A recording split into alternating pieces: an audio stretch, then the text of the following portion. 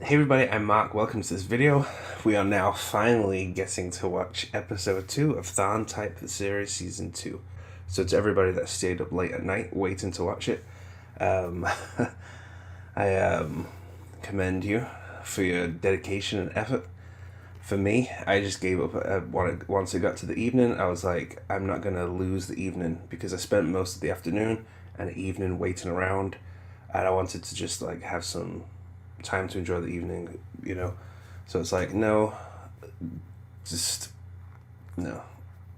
So then I'm up early now, and it seems to be working. The subtitles seem to be working now. So yes, so I think it's working, and let's see what happens in this episode. ต่ายอาจมีภาพเสียงหรือเนื้อหาที่ไม่เหมาะสมด้านพฤติกรรมความรุนแรงเพศทานกับพี่ไทยจะแต่งงานบ้างเหรอคะ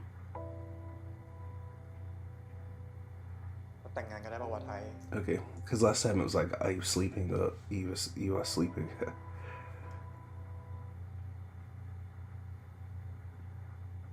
Tharn.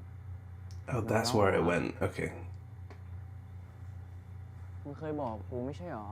ว่ามีอะไรให้คุยกันอ่ะ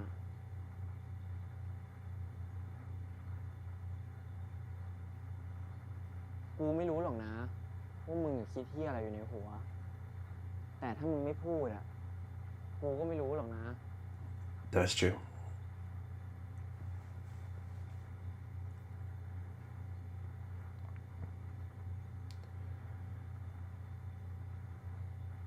Tharn almost has the same t-shirt as me, I think. แต่เมียไม่ใช่เทวดานะที่จะอ่านใจมึงได้หันมาคุยกับเมียมึงก่อนดีเมียมึงง้อมอยู่นี่ไง นอนเถอะไทยดึกแล้วมึงจะตื่นมาคุยกับกูดีๆไหมมันดึกแล้วไอ้ไทยพรุ่งนี้มึงมีงานกูก็มีงานกูไม่มีเรื่องจะคุยกับมึงด้วยไม่มีเหี้ยอะไรอ่ะมึงคิดว่ากูโง่นักเหรอทำไมกูจะไม่รู้ว่ามึงเป็นอะไรอ่ะมึงเป็นแบบนี้ตั้งแต่ออกจากบ้านมาแล้วนะไอ้ทานมึงต้องการอะไรมึงก็บอกกูดิ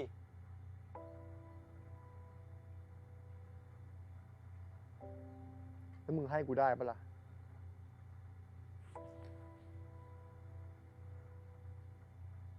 มึงรู้อยู่แล้วไทยว่ากูต้องการอะไรอะ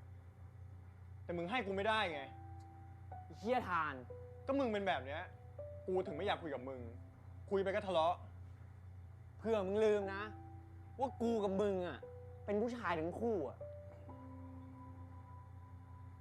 หรือจริงๆแล้วอะมึงไม่อยากบอกคนอื่นว่าเราเป็นอะไรกันมันชักจะไปกันใหญ่นะไอ้ทานถ้ากูไม่อยากบอกอ่ะกูจะพาไปหาพ่อแม่กูทำไม Right. กูจะพาไปรู้จักเพื่อนกูทุกคนทำไม Yeah. กูถึงบอกให้มึงนอนไงมันดึกแล้วไทยกูงี่เง่าไปเองแล้วกันงั้นมึงก็บอกมาดิว่าทำไมถึงอยากแต่งงานนักแต่งงานหนาเพราะกูรักมึงไงมึงเข้าใจปะเนี่ย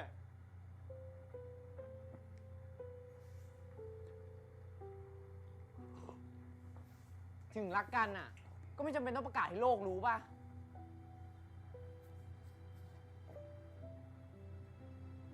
กูรู้นะไทยมันนอกจากคนสนิทอะมึงไม่อยากบอกคนอื่น Twitter มึง IG มึง Facebook มึงไม่เคยบอกใครเลยว่าเราเป็นอะไรกันนะกูรู้ว่าเรื่องเนี้ยกูกับมึงเห็นไม่ตรงกันกูถึงบอกให้ช่างมันไง Well, it is kind of a little weird though. เรื่องวันเนี้ย There's a difference between กูขอโทษนะที่กูงี่เง่า being private and then completely lying and avoiding the situation, but I don't know where it stands here. It's not really saying too well. กูจะพยายามทำความเข้าใจมึง Because not everybody เรื่ on องเนี้ย social media is actually a friend that should know about what's going on anyway. มึงโอเคไหม มึงอยากได้เท่าไหร่อ่ะมึงก็เอาไปเลย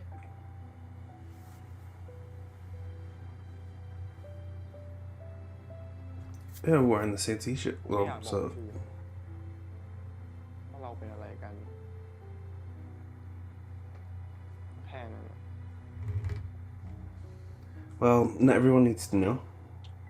Like random people on social media don't really need to know things like this, do they? เงาไปเลยไม่ไง But like I said, it's if you're lying about it to people though and avoiding it and being ashamed, then that's one thing. But going around telling every random person your business.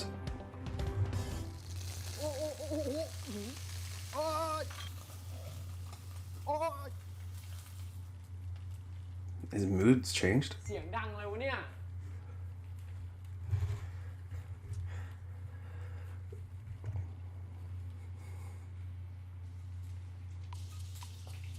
มึงทำอะไรของมึงเนี่ย ก็ข้าวเช้ามึงไงเอาไข่กี่ฟองอ่ะ มึงคิดว่ามึงจะง้อกูด้วยวิธีนี้งั้นเหรอ เฮ้ย His mood's completely different now. วางเลย มานี่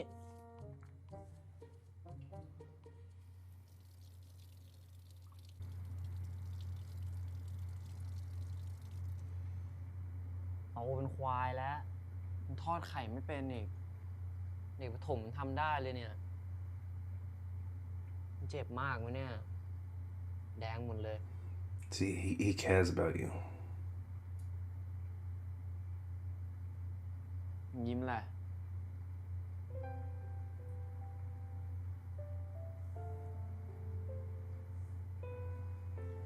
แค่นี้ก็คุ้มแล้วตกลงมึงหายโกรธกูยังอ่ะ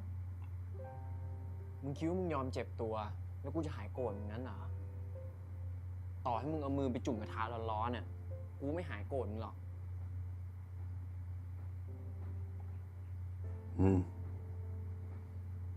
เฮ้ย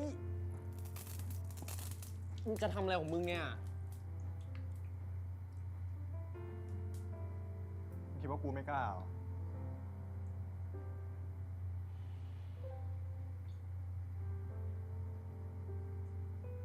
กูขอโทษนะไทย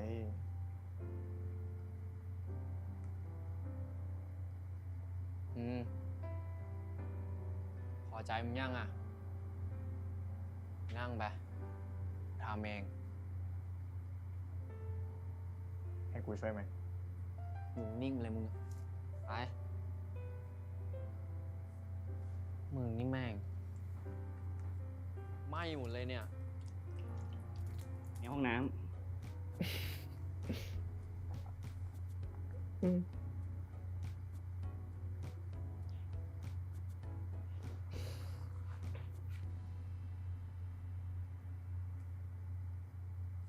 Why did it show that? Why did it show that?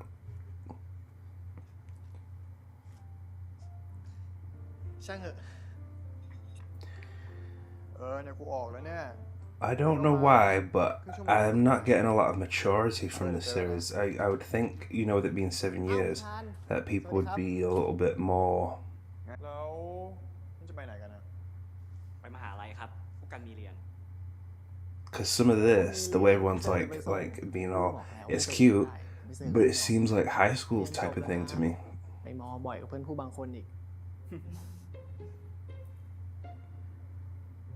เฮ้ยทำไรเนี่ยเกรงใจด้วย Obviously, there's a time and a place, and there's moments where people will flirt and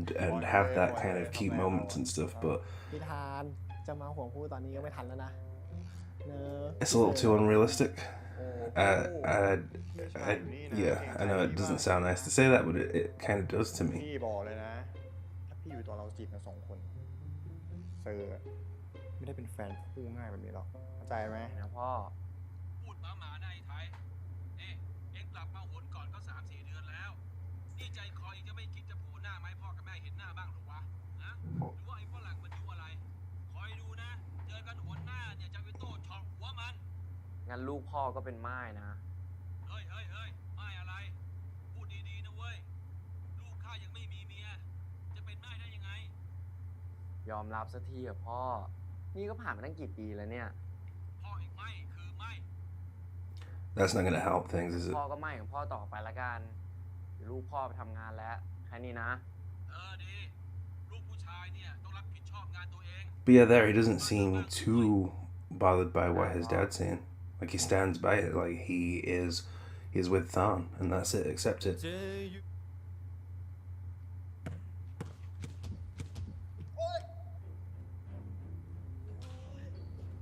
มึงไปตามคนเร็ว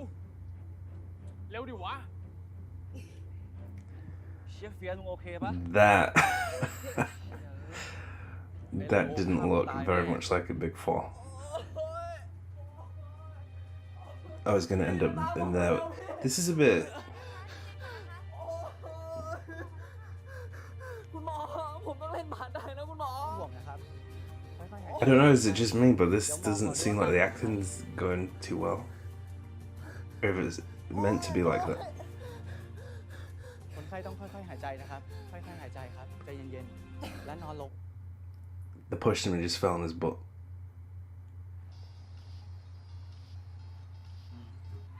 I'm even watching TharnType anymore. What is? ไทย Okay. โอ้มานี่เลยแหมไม่เจอนาน What was that about? คิดถึงนะเว้ยรอดูไอ้ทางขึ้นเวทีเหรอ เอาไหมเติมไหม ยังไม่เติมนะ ไอ้ไทย Oh hey. มาแล้วนั่งนี่เร็วหน้าเวที นี่ว่าไงสุดหล่อหายไปนานเลยนะ It's techno. พี่จีจัดอะไรให้ผมก็กินหมดแล้วครับพี่ ดูคนน่ารักต้องอย่างนี้ งั้นเดี๋ยวพี่จัดให้แบบแรงๆเลยสำหรับน้องพี่โดยเฉพาะ ได้ครับพี่ อยู่เป็นไง กูไม่ใช่น้องเขาหรือไงวะ เคยเป็น โอเครักแหละ นี่เติมเข้าไป โอ้ ช็อตนี้อันนี้แถมฟรี เข้มๆนะ อืม นี่จ้ะ ขอบคุณครับ โรงพยาบาลมึงมีฟอกไตไหม เฮ้ย ไอ้เฮียแป๊บเดียว แกแม่งยกกลุ่มเลยนี่หว่าโอ้โหโอ้ สิหันมาทางกูด้วย เต็มหน้าเลย หมายถึงพวกผม แต่พี่ยังสวยอยู่ไง ต้องยุ่งเลย กูไปดูแลโต๊ะอื่นก่อนอารมณ์เสีย ไปแล้ว อ่า นี่โน มึงก็ไปกวนสตีนพี่เขา กูแค่รอเล่นเฉยๆไง โอ้โหพูดเรื่องอายุไม่ได้เลย แล้วมึงดูดิ I'm glad the friends are here. คนน่ะ Kind of balances things out a little bit, รับราชการ which is เฉย good. ส่วนมึงไอ้แซมร่างที่มึงคุ้นเคยไงครับ อะไรวะ What? ก็ร่างที่เอาไว้ออกมึงทุกคืนไงครับผมโอ้ยเหี้ย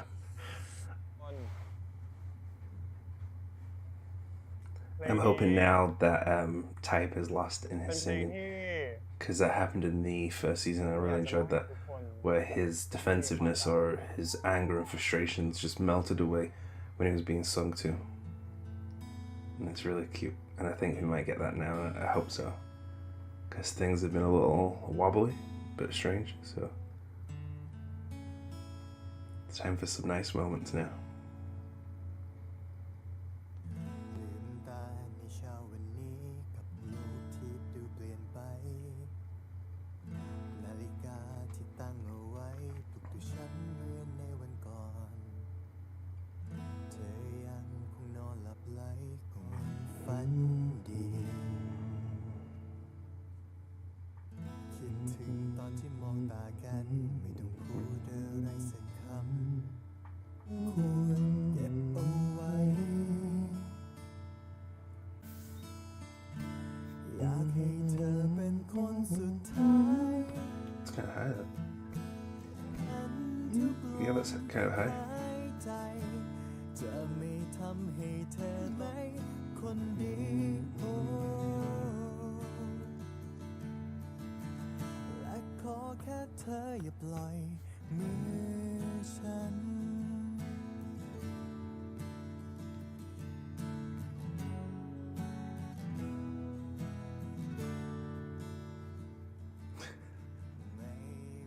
พี่จี๊ดคืนนี้พี่ Don't know if it's just the way everyone sat there together like that, the way it cut แฟ to น them. ละแต่ว่าเดี๋ยวไอ้แชมป์คนนึงยังไม่มีเมียเลยจัดให้หน่อยดิ หรอ มันไม่เข้าใจเรื่องความรัก แชมป์ ว่าไงพี่ ดูสายตา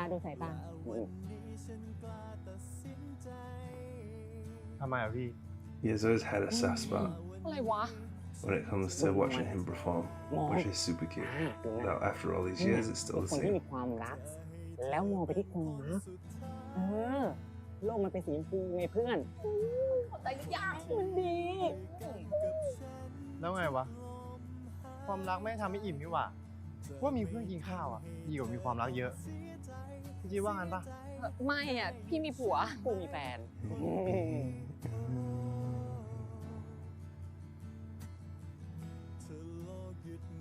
แล้วมึงอ่ะมองอะไรข้างหน้าเนี่ย แฟนกูแฟนมัน เนี่ย จงมั่นใจจะมีแค่สองเราเดินเคียงข้างกันแค่เธอรักฉันต่อไปโอ้ This is nice. และขอแค่เธออย่าปล่อยมือฉัน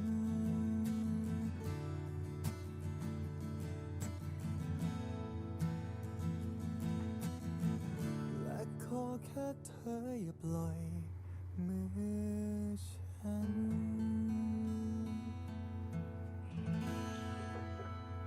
I like that.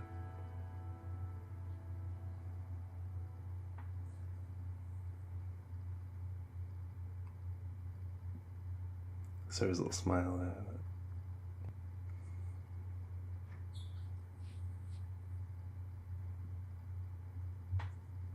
Where are we now? Is this a public restroom? Does that matter? No, I guess it doesn't matter to them. The feeling, the moment, so หายกด go ahead. มึงเป็นเจ้าเล่ห์ กูรู้นี่ว่ามึงอะชอบกูตอนเล่นดนตรี He sure does. He ถ้า sure กูมีเวลา does. ซ้อมกลองนะกูคงไปซ้อม เพราะกูชอบมึงตอนตีกลองนั่นเหรอ I know what's going on here. มึงอะรักไปเลย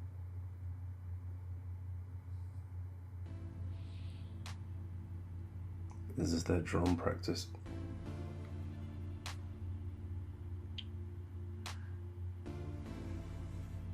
แล้วมึงรู้ไหมว่าทำไมกูถึงยอมให้มึงทำงานล่ะเพราะกูรู้ไงว่ามึงรักที่จะ Anyone could just walk right through the door, right? แล้ว Kind of don't want that to interrupt it, but แล้วกูอะ it'd be kind of funny. ก็รักมึงตอนที่มึงทำในสิ่งที่มึงรักไง แล้วมึงรู้ไหมว่ากูรักอะไรมากที่สุด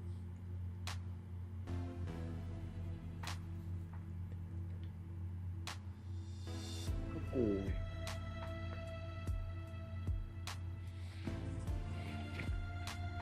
The music sounds pretty good.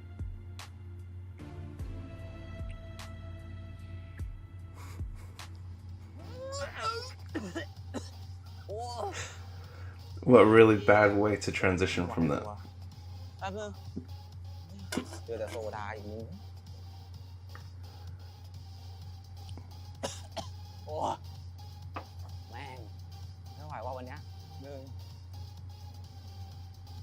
แชมป์ไอ้ทางการหายหัวไปไหนวะฮะ Where are they now? กูว่าที่หลอบเดิมอะมึงเหลือแค่กูกับมึงสองคนเท่านั้นแหละ นี่มึงยังไม่ชินอีกเหรอไอ้สองคนนั้นอ่ะมึงก็หายหัวไปด้วยกันทุกรอบอ่ะเหลือแค่มึงกับกูทุกที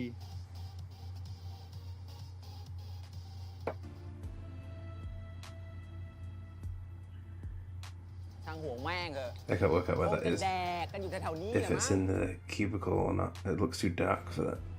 I think they're in the car. In the background, that looks like a car seat. ไม่เอา แล้วมึงอะ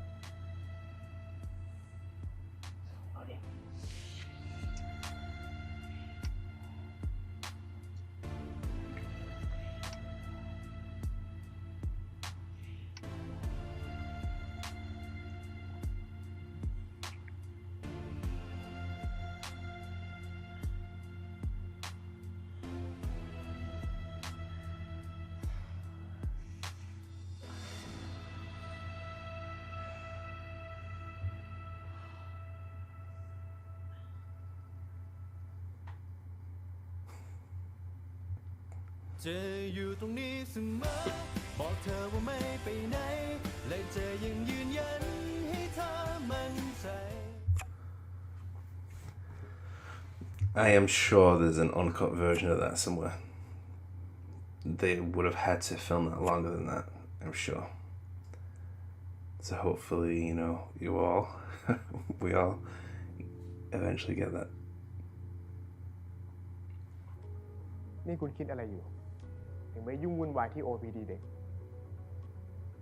ยุ่งวุ่นวาย ผมยุ่งวุ่นวายอะไรครับ ก็มีคนเขาบอกมาว่าคุณเนี่ยไปล่าลานพยาบาลที่นั่น มันอยู่ที่ว่าคำว่าระรานของหัวหน้าหมายความว่ายังไงนะครับ ถ้าการที่ผมไปคุยกับคนไข้เพราะผลทดสอบสมรรถภาพออกมาแล้ว ผมว่าผมไปทำงานนะครับ นี่คุณยังจะเถียงผมอีกเหรอก็มีคนยืนยันว่าเป็นคุณนะ ถ้าเคสล่าสุดผมไปกับคุณเต็งครับ เขายืนยันได้ว่าผมไปทำงาน นี่ผมแค่เรียกคุณมาตักเตือนนะ คุณยังกระเถียงผมขนาดนี้ That's him. That's his personality. คุณคงจะมีเวลาว่างมากมั้งถึงจะไปทำเรื่องอะไรนี้ได้ นี่ทางนั้นเขาเห็นว่าผมเป็นหัวหน้าคุณนะ ถึงมาขอความช่วยเหลือ แล้วคุณลองคิดดู ถ้าเกิดว่าพยาบาลเขาไปแจ้งทางโรงพยาบาลเนี่ยทางเราจะเสียชื่อขนาดไหน ถ้าเกิดว่าคุณมีหัวคิดสักนิดนึงนะ Oh, count to 10. 1, 2, หรือว่าเขาเป็นการเตือน ครั้งหน้าอย่าให้เกิดขึ้นอีก ครับ คราวหน้าผมจะระวัง ถ้าหัวหน้าไม่มีอะไรแล้ว ผมขอตัวนะครับ Wonder if this is like a moment of him, learning to deal with his anger and his reaction to things. Because so far, I don't know if that plays a huge part in the storyline, but as of right now, it looks like a moment of him learning to control his anger, which is a good thing. So, I feel like once it got to the bit where they were in the bar or in the club, and to now, the atmosphere feels very much like TharnType a little bit more again. The first part seemed a little off to me. Now it's starting to have a bit of pacing. พอพูดถึงเรื่องนี้นึกขึ้นมาได้เลย เมื่ออาทิตย์ที่แล้วมีนักบาสมหาลัยคนหนึ่งเอ็นหน้าเข่าฉีกเข้ามารักษาด้วยนะ ACL แทนเลยเหรอวะ ต้องส่ง PT ป่ะ ส่งรีแฮบก่อนนะ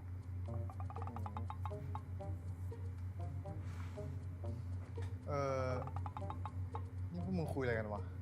โถไอ้สัตว์ มาครับโอ้ยเหี้ย มึงจะเปิดได้ยังเนี่ย เปิดมึงก็หลบไปปะเสียเวลาว่ะ สัตว์เอ้ย โอ้โห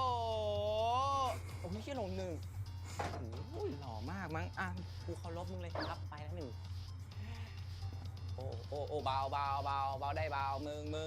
งพรุ่งนี้ทำงานใจเย็นวางลงขนาดนั้นเลย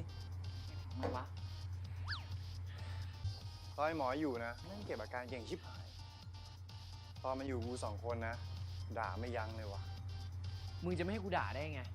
เขารู้ทั้งโรงพยาบาลแล้วว่าแม่งกินเด็ก แล้วกูนะ ก็ยังไม่ได้ยุ่งอะไรกับพยาบาลนั่นเลย มีแต่เขาไม่ยุ่งกับกูเอง กูปฏิเสธไปหมดแล้ว หน้าส้นตีนนั่นน่ะ มันก็ยังตามวุ่นวายกูไม่เลิก กูยังไม่ได้ทำอะไรเลย มีแต่แม่งคุมเด็กตัวเองไม่ได้แล้วก็มาพานใส่กูเชี่ยเอ้ยด่ามัน I can see where this might be going. If he knows, if he was to know about the fact that he's in a relationship, it might help. But it also can make things worse if you have a boss that's like homophobic. มึงจะแทงได้ยังเนี่ยบ่นแล้วเร็วเถอะ เมื่อก่อนน่ารักไง ตอนนี้ยังน่ารักเหมือนเดิมเลยวะเป็นหมอจริงป่ะวะเนี่ย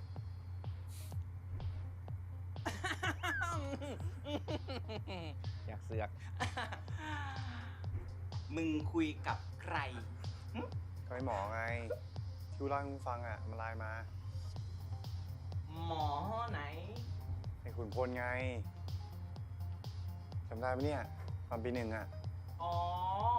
หมอขุนพลรูมเมทมึงอะนะ ใช่แล้ว ที่พวกกู2 คนจะไปขอแลกห้อง ถูกต้อง มีคำว่าน่ารักด้วย หมอชอบมึงเหรอ ภาษาจะแดกแล้วมึงอ่ะไปแดกเลยไป เออ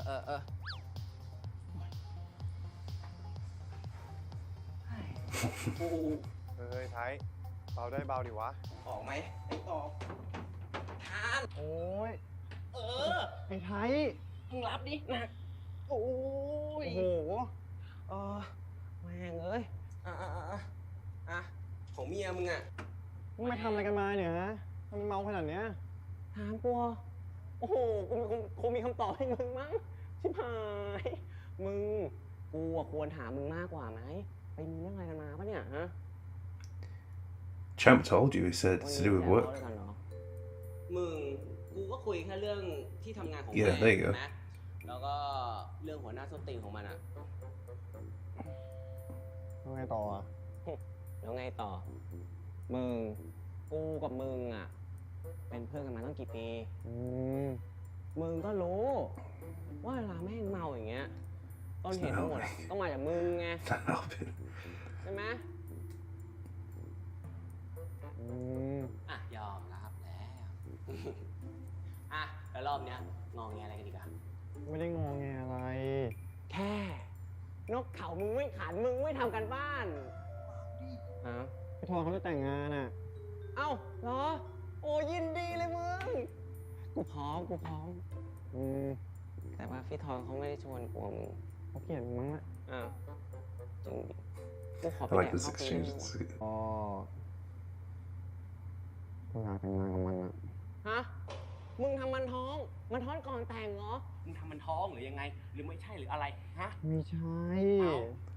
ว่ะลืมไปโล่งใจเลยเพื่อนมีท้อง โอ้ยขอบใจมึงแล้วกันไอโน อืม กูพามันเข้าแล้ว เดี๋ยว ฮะอะไรอีกไอโน กูว่า รอบเนี้ย อืม มึงคงต้องการตัวช่วย ตัวช่วยอะไรตัวช่วยอะไรวะ หาลายกลุ่มก่อน มึงทำอะไร It's a cute shot there of them like that.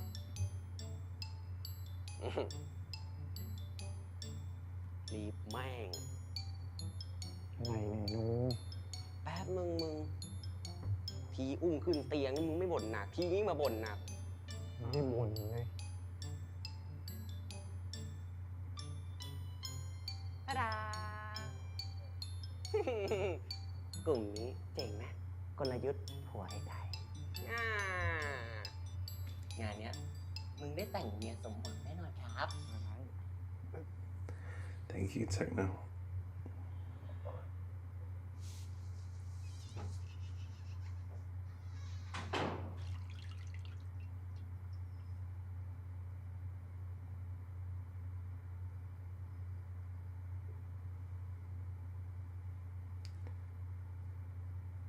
We've seen this before.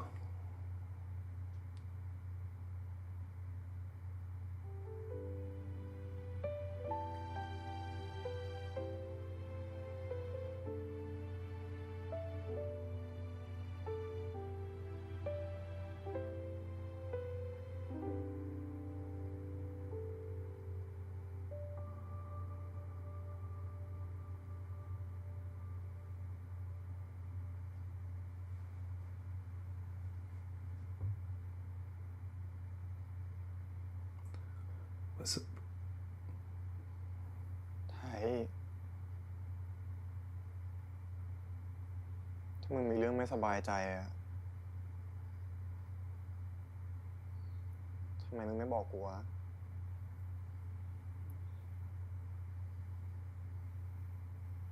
ถึงจะเป็นพวกไอโนอะกูก็หึงมึงนะ I think he tried to tell you it when they're around the shower scene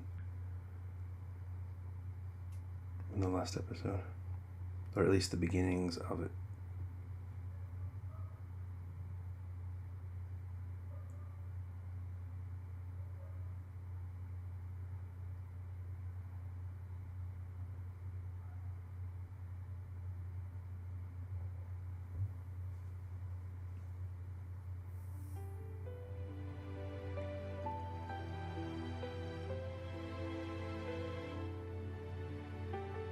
หน่อยดิ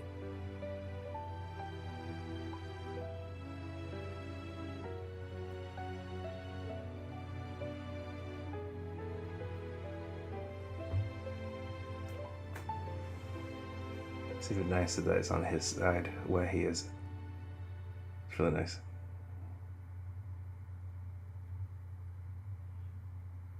มึงเป็นซะแบบเนี้ยกูถึงอยากให้มึงอะ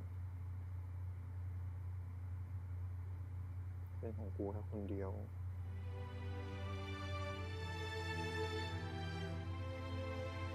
The music. I feel like we're gonna hear this music again. อย่างกรณีของคนไข้เนี่ยผ่าตัดแบบ2 กล้องค่ะ แผลเล็กแล้วก็หายเร็ว ยิ่งได้ทำกายภาพต่อแล้วเนี่ยจะมีประสิทธิภาพมากยิ่งขึ้นค่ะ แล้วคุณรับประกันได้ไหมล่ะ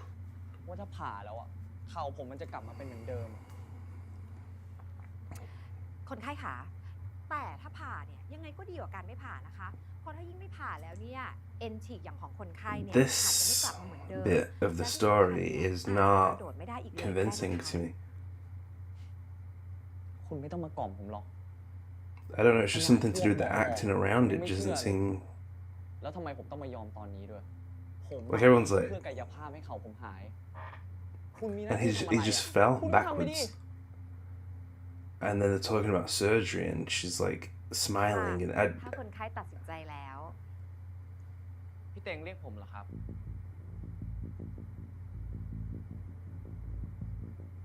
yeah, the acting around this is weird.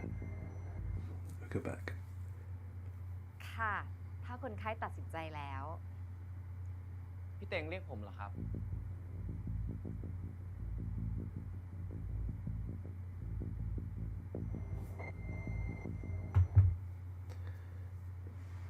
His acting perfectly is great there. But yeah, anyway, I don't want to criticize everyone's thing. I just don't know whether it's intentional though. That's what I'm trying to work out. I'm trying to work out whether this is actually supposed to be that kind of way where it's because obviously there's like comedic acting where someone's like, oh, what, oh, you know, like going. But if it's supposed to actually be a real kind of, oh, then that's the bit that's throwing me off. To do with his surgery and his injury and him falling down,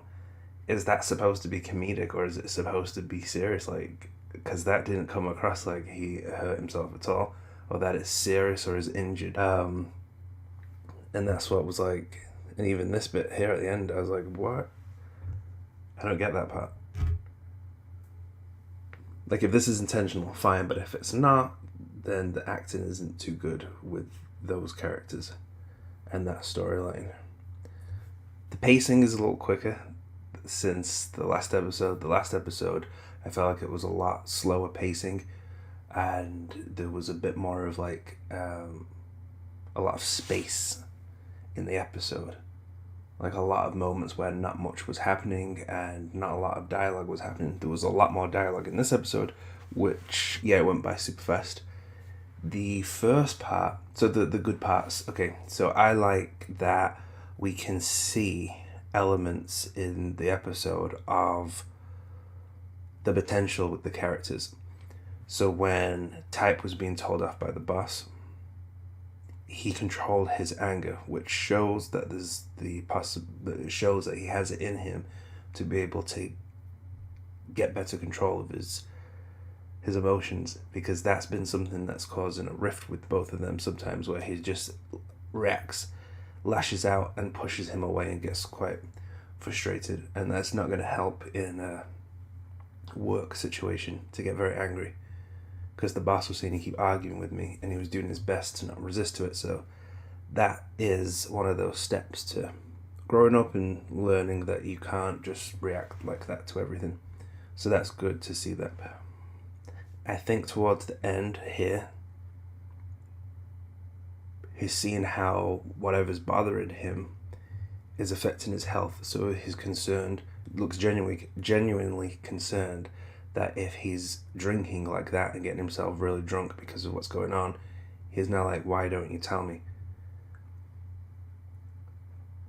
So hopefully that in itself will make him realize like you have to listen to each other and show care, but not so much for jealous reasons, because it seemed like it was like, I'm jealous that you're telling your friends about stuff and not me. Coming from a place of jealousy isn't the best motivation, but he also is concerned as well, so that's the better one. So they're the things I've noticed, and they have like really good chemistry. You can tell they're super into one another, and that's also important too, that that's still very much alive. Do is take out his guitar, sing, and then before you know it, they're in the back seat of the car. So we got that scene, which is one of the highlights. But then, yeah, the very first part of this episode was a little off to me. Just seemed really off, and it was not until Champ and Techno showed up that things started to have a little bit of the familiar vibe that it had in the first season. Because before that, it was kind of just like, where are we? Like, what is this? And I'm also not too sure with the side characters at the moment either. Not too sure. And I hope it's just going to get better over time. I think they're just getting the pacing together. So hopefully next week the subtitles work and we can watch things on time. But I still appreciate the efforts that people made to get this fixed, because we could have waited a lot longer than this. I was thinking I was going to be waiting all day. Yeah, I am liking it. I just feel like just a few things are a little bit all over the place, and I just want to know whether, you know. But yes, so that's all I have to say right now. I'm gonna see how this unfolds and where it's at, and let me know your story as well with the subtitles. Like if you had to wait up late, if you managed to watch it, like if you can speak Thai and you managed to watch the other version, or another language, because I think there was other subtitles that were available sooner.